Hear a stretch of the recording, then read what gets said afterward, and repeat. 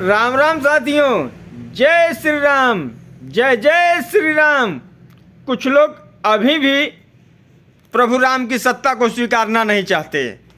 वो ये जानना ही नहीं चाहते कि राम हैं क्या। हमने एक पाकिस्तानी शायर का शेर पढ़ा था। उन्होंने लिखा था कि हाथ में बांसुरी लिए, मुंह पे छिड़के नीला रंग, सब ही कृष्ण बने तो आखिर राधा नाचे किसके संग। अंतर्यामी के दर्शन को अंतर्यामी जाए, सहबाजी बनवास से कोई राम नहीं बन पाए। वो बताना चाहते थे।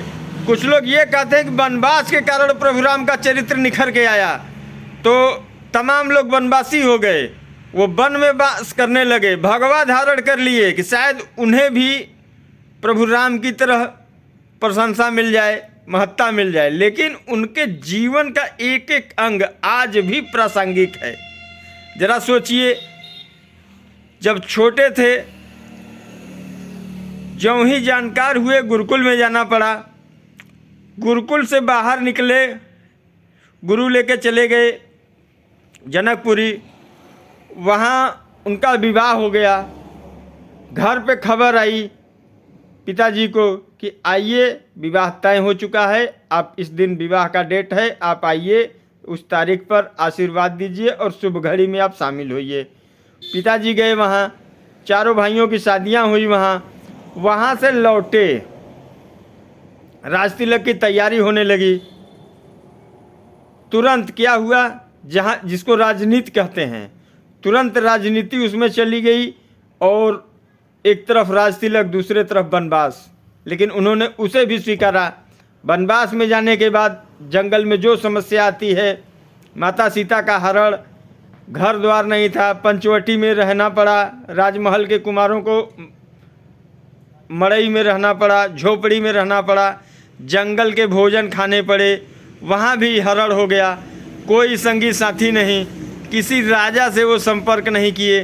वहाँ के लोगों से एक एक लोगों का सहयोग लेकर आदिवासी, वनवासी, जंगली जानवर, जिन्हें आप जानवर कह सकते हैं क्योंकि रूप उनका ही था, बंदर, भालू, गिलहरी, सबने उनका सहयोग किया।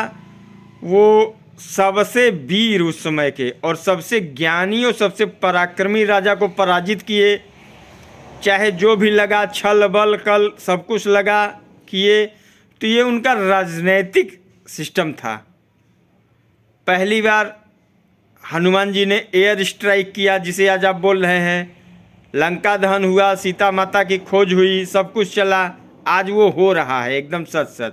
बच्चे भी तमाम पढ़ने के बाद उनकी शादी हो जाती है, सामाजिक जीवन में आते हैं और फिर उनको क्या क्या कठिनाइयाँ हो सकती हैं ये देखना है। वो कभी विचलित नहीं हुए। तो ऐसे महान महापुरुष के जीवन को आदर्श बनाकर राम कण कण में हैं। कुछ लोग कहते हैं हम तुलसी के राम को नहीं मानते, हम वाल्मीकि के राम को मानेंगे। कुछ लोग कहते हैं हम कबीर के राम को मानेंगे जो सबके थे। और तो और हद तो तब हो गई जब लोग ये बोलने लगे कि हम भाजपा के राम को नहीं मानते। अजीब बात है, हम कांग्रेस के राम को मानेंगे, भाजपा के राम को नहीं मानेंगे। सपा के राम को मानेंगे, बसपा के राम को मानेंगे, लेकिन भाजपा वाले राम को नहीं मानेंगे। आप कण कण में, पूरी सृष्टि में विराजमान भगवान राम को मानिए, वो पूरी दुनिया के हैं। वो न भाजपा के हैं, न सपा के, न बसपा, न कांग्रेस, न हिंदुस्तान, न पाकिस्तान।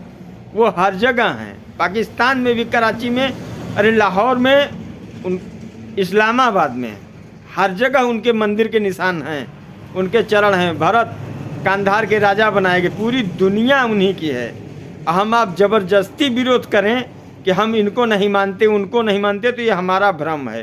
राम ही सत्य हैं और हमें उनके जीवन के आदर्शों को मानना ही पड़ेगा। नहीं मानेंगे परेशान रहेंगे, कोई किसी की बात नहीं सुनेगा और हम खुद नहीं सुनेंगे। हम दूसरे को कहेंगे कैसा कीजिए वैसा कीजिए, हम बिलखते रह जाएंगे, कोई मदद नहीं करेगा। सारा सिर्फ राम है। प्रेम से बोलिए जय श्री राम।